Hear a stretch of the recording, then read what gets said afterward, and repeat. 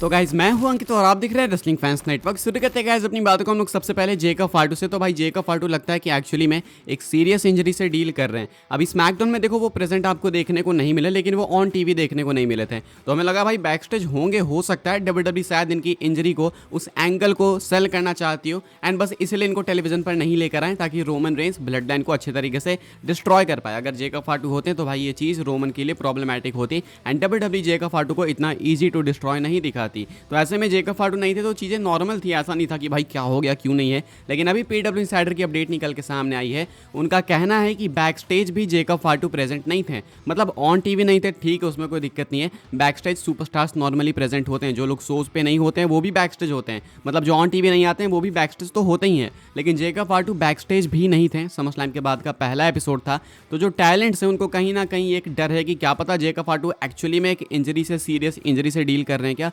इसीलिए वो back stage भी नहीं थे। आई मीन सिंपल सी चीज़ है भाई, अगर आपको ऑन टीवी नहीं आना है तो मत आओ। लाइक आपको बैक स्टेज रहने की इजाज़त है, बैक स्टेज बिल्कुल रह सकते हैं, कोई भी रह सकता है, लेकिन बैक स्टेज नहीं थे जेकब फाटू। तो ये अब बहुत बड़ा क्वेश्चन है कि जेकब फाटू क्यों नहीं थे बैक स्टेज। क्या इसका मतलब है कि वो एक्चुअली में इंजरी से डील कर रहे हैं? वो वॉकिंग बूट के साथ में स्पॉट भी करे गए थे, आई एम सॉरी, वो वॉकिंग बूट के साथ में स्पॉट भी करे गए थे हरूण ट्विंस के साथ में। तो ऐसे में वहाँ पे देख के भी लग रहा था कि शायद इनको इंजरी एक्चुअली में रियल में है। मुझे यही लगता है कि डब्ल्यूडब्ल्यूई उस एंगल को करना चाहती होगी जो जेकब फाटू ने स्प्लैश लगाया, लेकिन उस एंगल के साथ साथ जो इन्होंने सोचा था कि जेकब फाटू इंजरी सेल करेंगे वो उनको रियल में सेल करना पड़ा, बिकॉज इंजरी रियल में हो गई। मतलब जो ये करना चाहते थे इमेजिनरी हाइपोथेटिकली, वो चीज़ रियल में हो गई। तो मुझे तो अब यही लगता है, अब नहीं पता कि ये कब वापस आएंगे कब नहीं, लेकिन मुझे ऐसा क्यों लग रहा है कि वो वाला सिलसिला फिर से चालू होने वाला है रेसलमेनिया के बाद। जो वो सिलसिला चालू हुआ था कि superstars back to back injured होते जा रहे हैं, क्योंकि अभी रॉलिंस भी जा चुके हैं, डकोटा काई के साथ भी दिक्कत एंड अभी जेकब फाटू के साथ भी। तो देख लो भाई क्या चक्कर चल रहा है। लेट्स होप कि जेकब फाटू ठीक हो, अच्छे हो।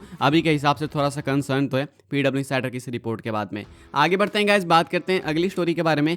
जे उसो हिंट करते हैं कि जिमी उसो का रोल क्या होने वाला है ब्लड लाइन के अंदर जब वो वापस आएंगे। तो अभी जिमी उसो भी एब्सेंट है भाई, इंजरी की वजह से ही वो भी एब्सेंस में अभी करेंटली। हालांकि वो अलग बात है कि हमें वो चीज़ उतना मालूम नहीं चलती, बिकॉज हमने देखा था कि ब्लड लाइन ने इन पर अटैक करा, लेकिन वो अटैक इसीलिए हुआ था क्योंकि इनको टेलीविजन से ऑफ देना था, क्योंकि ये इंजर्ड थे। अब कब आएंगे जिमी ये नहीं पता, लेकिन होप्स है कि शायद बहुत जल्दी वापस आ जाएंगे, बिकॉज हम लोग काफ़ी क्लोज पहुंच चुके हैं ओजी ब्लड लाइन के रियूनियन पे। अब ऐसे में जे उसो कमेंट करते हैं सोलो सिको एंड जिमी उसो दोनों पे। सोलो के बारे में कहते हैं देखो वो भी मेरा भाई है, लेकिन उसे पिटाई की जरूरत है, मतलब उसे पिटाई की नीड है, वो डिजर्व करता है वूपिंग, ठीक है। तो इतना कहना था इनका सोलो के बारे में। जिमी के बारे में कहते हैं कि देखो जिमी उसो को बहुत सारे लोगों ने अभी ढंग से जाना नहीं है। लाइक लोगों ने अभी सिर्फ हल्का सा देखा है कि वो एक फनी गाय है, लेकिन बिलीव मी वो मेरे से भी ज़्यादा फनी है और मेरे से भी कई ज़्यादा ऊपर है। तो वो जब वापस आएगा, जब वो ब्लड लाइन के अंदर जाएगा, तो इनका कहना है कि जिमी उसो अपना वो अंदाज दिखाएगा जो कि शायद लोगों ने कभी एक्सपेक्ट भी नहीं करा हो। कहते हैं कि वो अपना फुल फनी गिमिक दिखाएगा, साथ में प्रोफेशनल वर्क जो उसको करना है वो भी करेगा। यानी कि ये जिमी उसो आपने शायद कभी नहीं देखा होगा।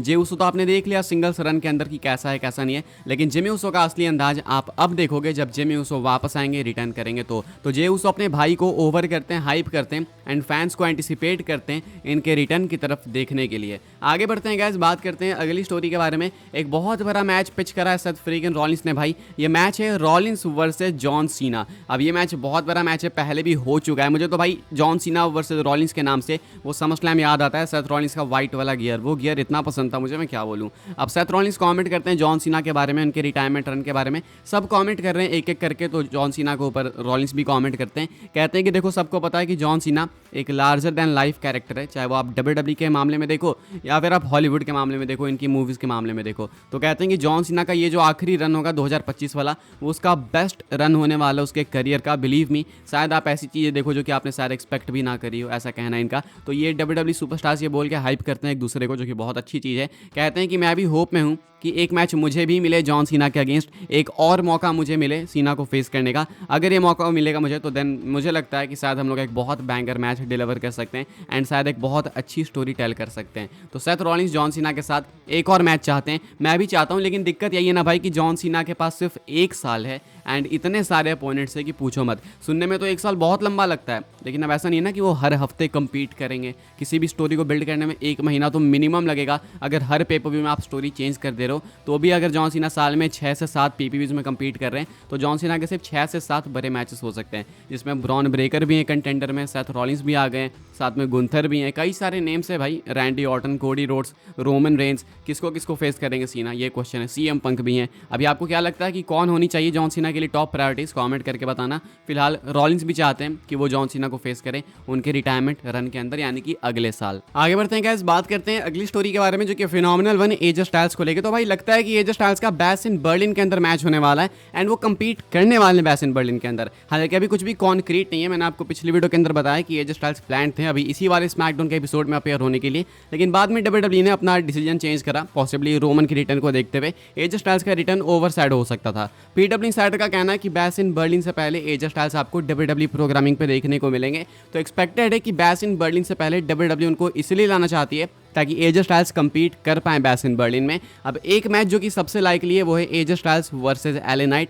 हो सकता है ये वाला मैच एजे स्टाइल्स वापस आके कंटिन्यू करें, अपनी फ्यूड कंटिन्यू करें एले नाइट के साथ में, लेकिन इस बार डिफरेंस ये रहेगा कि एजे स्टाइल्स सिर्फ एले नाइट के पीछे नहीं बल्कि उनकी यूनाइटेड स्टेट्स चैंपियनशिप के पीछे भी जाएंगे। तो एक्सपेक्टेड है कि एजे स्टाइल्स का मैच होगा बैश इन बर्लिन के कार्ड में, यानी कि अगर इनका मैच होगा तो हमें 3 मैचेस तो भाई बिल्कुल दिख रहे हैं। एक अपना अनडिस्प्यूटेड टाइटल मैच कंफर्म हो चुका है Kevin Owens and Cody Rhodes का, दूसरा अपना वर्ल्ड टाइटल मैच कंफर्म हो चुका है ऑर्टन एंड गुंथर का, एंड तीसरा ये वाला मैच। साथ में एक और मैच है जो कि एक्सपेक्टेड है, ऑलमोस्ट लॉक्ड है, वो है रिया replay and diamond priest versus Liv Morgan and Dominik Mysterio. तो इसके लिए आपको इन्फॉर्मेशन चाहिए तो पिछली वीडियो जाकर देखना। अभी एक्सपेक्टेड है कि एजे स्टाइल्स भी बैश इन बर्लिन में कम्पीट करेंगे, हालांकि ये चीज़ बिल्कुल कंफर्म नहीं है, लेकिन एक्सपेक्टेड है। अगर कॉन्क्रीट होगी ये चीज़ तो देन मैं आपको वापस से बताऊंगा। अभी सब कुछ डिपेंड करता है कि एजे स्टाइल्स कब वापस आते हैं। अगले हफ्ते आ गए तो देन एक्सपेक्ट करो कि वो बैश इन बर्लिन में पक्का कम्पीट करेंगे। आगे बढ़ते हैं गाइस, बात करते हैं हम लोग अपनी नेक्स्ट एंड फाइनल स्टोरी के बारे में जो कि beast incarnate Brock Lesnar and Roman Reigns को लेके। डच मेंटल कमेंट करते हैं करंट डब्ल्यूडब्ल्यू स्टोरीज के ऊपर एंड वहां पे वो मेंशन करते हैं रोमन रेंस पॉल हेमन की स्टोरी। कहते हैं कि इससे बेटर अपॉर्चुनिटी नहीं है कि आप रोमन रेंस एंड लेसनर दोनों को एक साथ मिल कर सको। डब्ल्यूडब्ल्यू के बारे में कहते हैं कि आपके पास सबसे पहली दिक्कत यह है लेसनर को वापस लाने में कि इतनी सारी कॉन्ट्रोवर्सीज है, ये पीआर प्रॉब्लम्स है। तो इनका कहना है, रिकमेंड करना है कि अगर आपको इन सारी दिक्कतों से निकलना है बाहर तो आप लेसनर को एक ऐसी स्टोरी के अंदर डालो जहां पे फैंस इस चीज़ को इग्नोर करके आगे बढ़ें। तो ऐसी कौन सी स्टोरी है? रोमन रेंस अभी बहुत ओवर है, पॉल हेमन जब उनके साथ आएंगे तो ये और ओवर हो जाएंगे एंड एक्सपेक्टेड है कि रेसलमेनिया 41 जाते जाते ये सेम एनर्जी के साथ फैंस इनको पुश करते रहेंगे, सपोर्ट करते रहेंगे। अब ऐसे में अगर लेसनर को लाना है बिना किसी कंट्रोवर्सी के, हालांकि कुछ तो कंट्रोवर्सी होगी लेकिन बिना किसी कंट्रोवर्सी का आप चाहते हो कि फैंस इस चीज़ को भूल जाए इनके साथ जो पहले हुआ, तो आप ब्रॉक लेसनर को रोमन के साथ अलाइन कर सकते हो एंड ये चीज़ आज तक कभी नहीं हुई है, तो शायद आप इसको करके प्रॉफिट भी काफ़ी जनरेट कर सकते हो। एक बेबी फेस ब्रॉक लेसनर, एक बेबी फेस रोमन रेंस के साथ में एक बेबी फेस पॉल हेमन के अंडर, ये चीज़ अगर आप करते हो तो आपके लिए पैसे ही पैसे हैं। साथ में लोग शायद लेसनर के कांड को भूल भी जाएंगे जो कि लेसनर ने करा